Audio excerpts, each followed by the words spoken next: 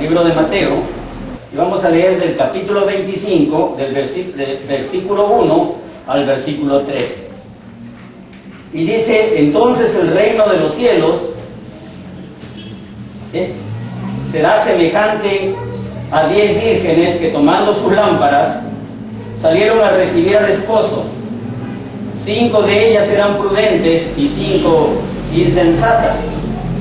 Las insensatas, tomando sus lámparas, no tomaron consigo aceite, mas las prudentes tomaron aceite en sus vasijas juntamente con sus lámparas. Y tardándose el esposo, cabecearon todas y se durmieron. Y a la medianoche se oyó un clamor: aquí viene el esposo, salid a recibirle. Entonces todas aquellas vírgenes se levantaron y arreglaron sus lámparas. Y las insensatas dijeron a las prudentes: danos de vuestro aceite, porque nuestras lámparas se apagan. Mas las prudentes respondieron diciendo: para que no nos falte a nosotras y a vosotras, id más bien a los que venden y comprad para vosotras mismas. Pero mientras ellas iban a comprar, vino el esposo, y las que estaban preparadas entraron con él a la boda, y se cerró la puerta. Después vinieron también las otras vírgenes diciendo: Señor, Señor, ábrenos. Mas él respondiendo dijo: de cierto os digo que no os conozco. Velad pues, porque no sabéis el día ni la hora en que el Hijo del Hombre ha de venir. Entonces, ustedes pueden ver, les decía que este es un relato que se basa en la manera de celebrar una fiesta de bodas. Nos muestra que en el reino de Dios, o que el reino de Dios es comparable a una celebración de bodas. El Señor mismo, en este caso, es el esposo, y en otros versículos de la Biblia, del Nuevo Testamento, nosotros vemos que la iglesia es la esposa del Cordero, en especial en el libro de Apocalipsis. Bueno, de estas bodas tendrán lugar en el día final, en la venida del Hijo del Hombre. Ese día no lo sabemos, ya que es en cualquier momento. Él en cualquier momento puede venir, y su venida será totalmente inesperada. De repente va a venir como ladrón en la noche. Es lo que dice es lo que también nos habla acerca de la segunda venida de nuestro Señor Jesucristo, que Él vendrá repentinamente cuando menos lo esperamos. Y en este caso el esposo llegó, y cuando llegó el esposo, vemos nosotros de que no todas las vírgenes, habían 5 vírgenes que no estaban preparadas. 5 de ellas eran vírgenes prudentes, y la Biblia califica a 5 de ellas como insensatas. Las insensatas tomaron sus lámparas, pero no tuvieron consigo aceite. La manera de actuar de estas vírgenes insensatas se está refiriendo a creyentes, no se está refiriendo a no creyentes. Bueno, hay creyentes sinceros y otros creyentes que tienen una fe aparente. A simple vista no hay diferencia entre los creyentes prudentes y los creyentes insensatos. Ambos muestran sus lámparas. Ambas son lucecitas que alumbran en las noches. Ambas son llamas de fe. Ambas se duermen. Ese es el relato que hemos estado escuchando. Ambas se duermen. Y porque dice ahí que todas tienen que ser despertadas. Entonces la pregunta es: ¿cuál es la diferencia entre estas 5 vírgenes prudentes y estas 5 vírgenes insensatas? ¿Cuál es la diferencia?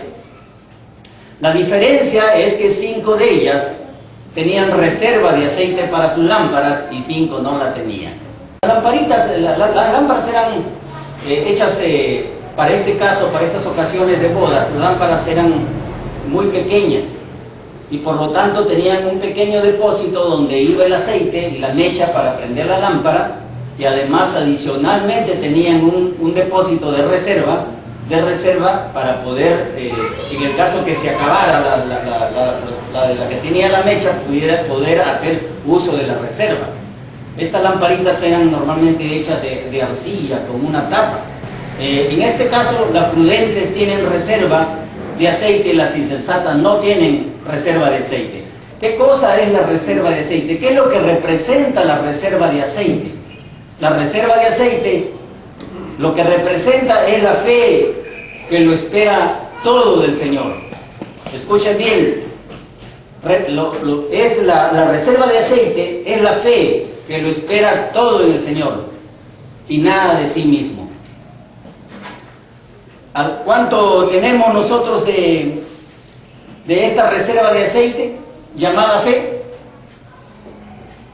En este caso, cuando nosotros tenemos esta reserva de aceite llamada fe, cuando todo va mal, cuando las cosas no están saliendo bien, cuando viene la tribulación, entonces nosotros hacemos uso de esta fe, de una fe que es fuerte, una fe que es inquebrantable, que es dinámica, y podemos nosotros decir como el salmista en Salmos